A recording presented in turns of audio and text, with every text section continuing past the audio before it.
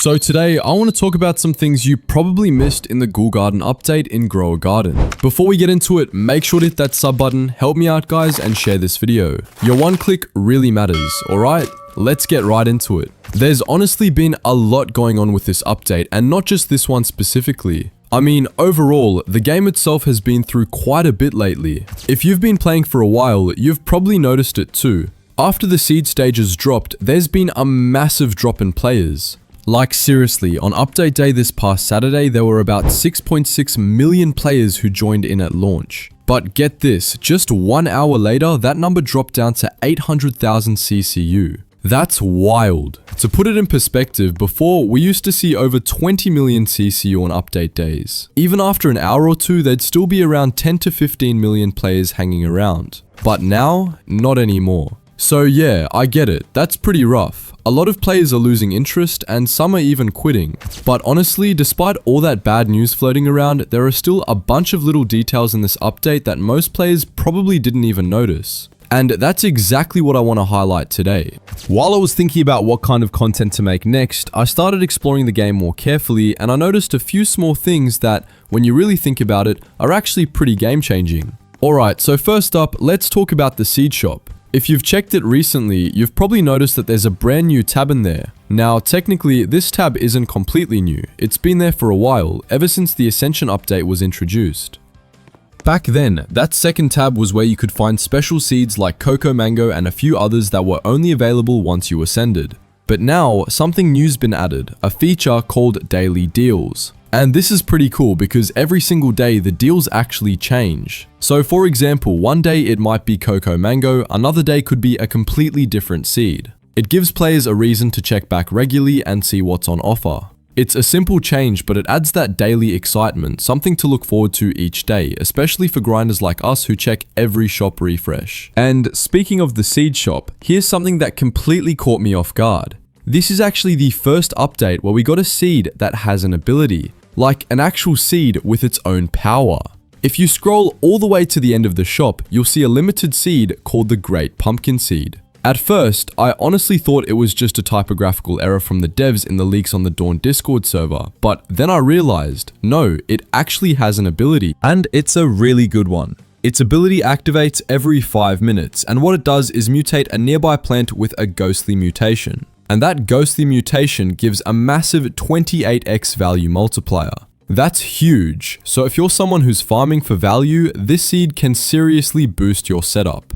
Definitely grab this one while you can, because once it restocks, it's gone again for a while. I'd even recommend setting up a seed notifier. You can join the official Ghoul Garden Discord server to get alerts when it restocks. Trust me, you do not want to miss this one because it's a limited time offer and will eventually be removed from the seed shop, so go grab it now. Now let's move on to the pets because this part gets really interesting. So did you know that the black cat actually has a special ability similar to the moon cat or the orange tabby? It's pretty obvious when you first see it since it's a cat, but here's the thing, it needs a witch's cauldron cosmetic to actually activate its ability.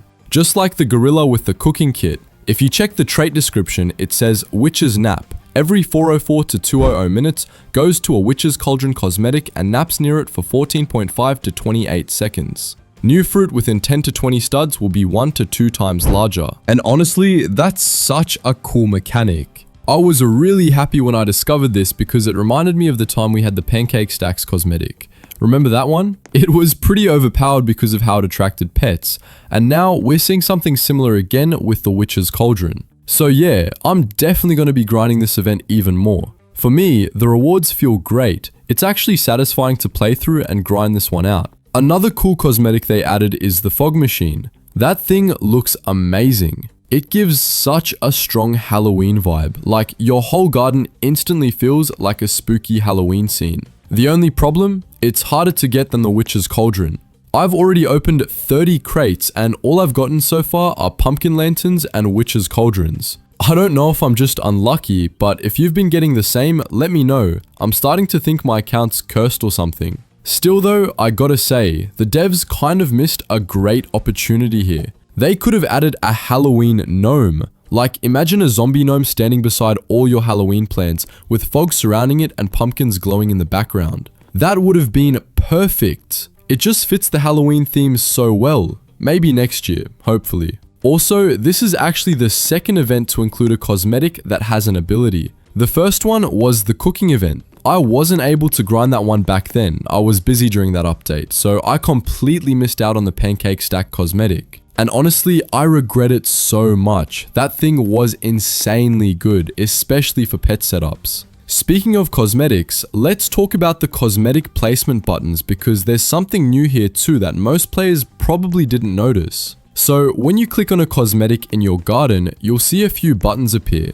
Move, rotate, and the box icon that lets you return the item to your storage. But if you look closely now, there's a new red button that wasn't there before. And this new button lets you lock your cosmetics in one position. For example, if you click this button, it locks the cosmetic in that exact position. You know how cosmetics sometimes shift their position depending on which way you're facing when you move them? Well, now you can lock them exactly how you want. It might sound like a small feature, but trust me, it's actually super useful, especially for players who love decorating. If you've ever designed your garden before, you know how annoying it is when you accidentally click and move a cosmetic you've already perfectly placed. Suddenly, everything's misaligned and you have to fix it all over again.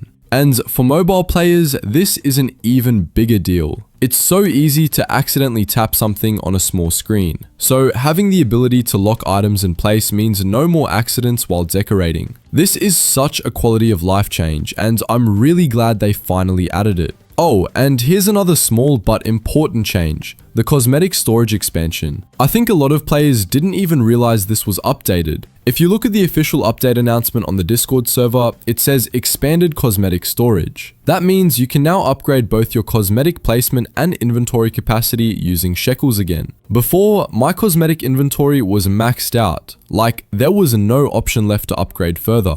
But now, when I checked, I could upgrade again. For example, my next inventory upgrade costs 32.8 trillion shekels for just 5 more slots. And yeah, from what I've noticed, the price seems to double every upgrade. Before this, the maximum placed items were 125, but now it's 155. That's a pretty big improvement.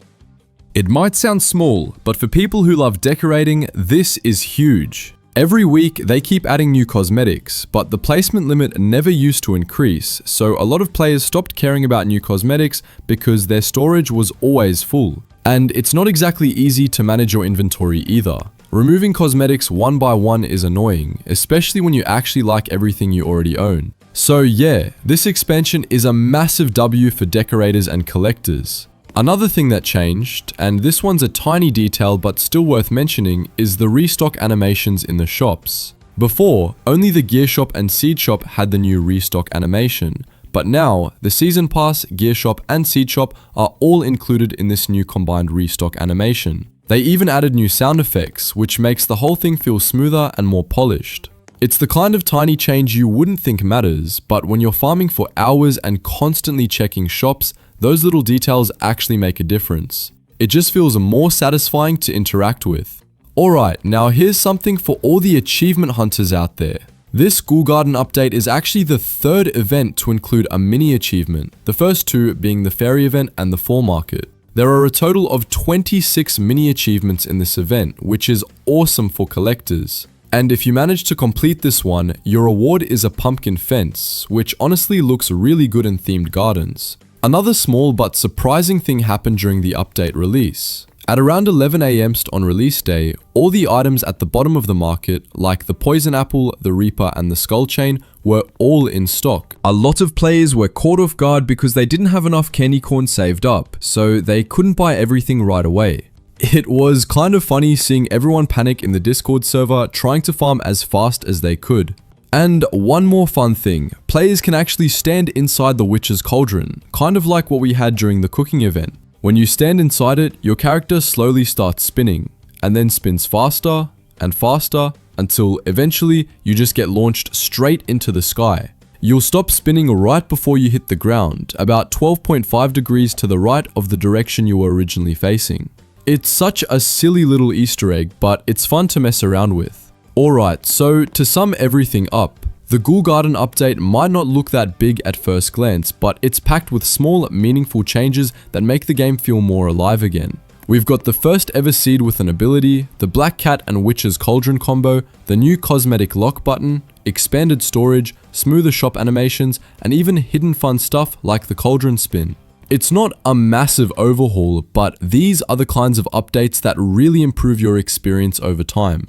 Anyway, that's pretty much everything, all the small details, changes, and secrets from the Ghoul Garden update that a lot of players probably missed. Some of these might not sound like huge changes on their own, but together, they really show that the devs are still putting effort into improving the game, even with the drop in players. So yeah, if you haven't checked out these features yet, go log in, try them out, and see for yourself. Thanks for watching, and as always, I'll catch you guys in the next video.